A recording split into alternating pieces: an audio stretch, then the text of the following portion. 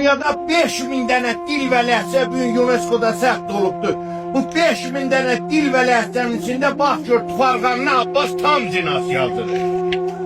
Sözlər hamısı bir tələffüz olur, mənaların hamısı fərqli olur. Deyir atasından anasından gül gəzindi, gül gəzindi. Atasından anasından gül gəzindi, gül gəzindi. Yarı ağlı badə gördüm, yarı ağlı badə gördüm, yarı ağlı badə gördüm. Gül gəzindi, gül gəzindi.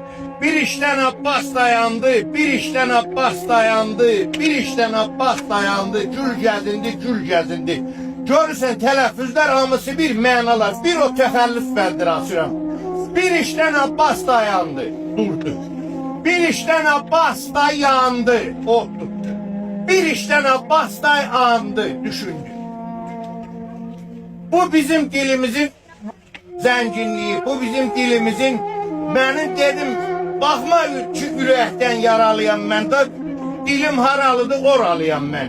Günlərmə bizim Dədə Qurqudumuz, 12 dənə boylarına Dədə Qurqudun baxanda Dədə Qurqud dostlarına. Mən baxıram ki, Dədə Qurqud gətirərmişlər uşağa ad qoya. Bizim elimizin, bizim xalqımızın əzəmətinə bax. Uşağın adını qulağına çağırarmış, deyərmiş ay bala, bu adı mən qoydum sənə. Böyük boya başa çat el içində özün özüvə ad qazanır.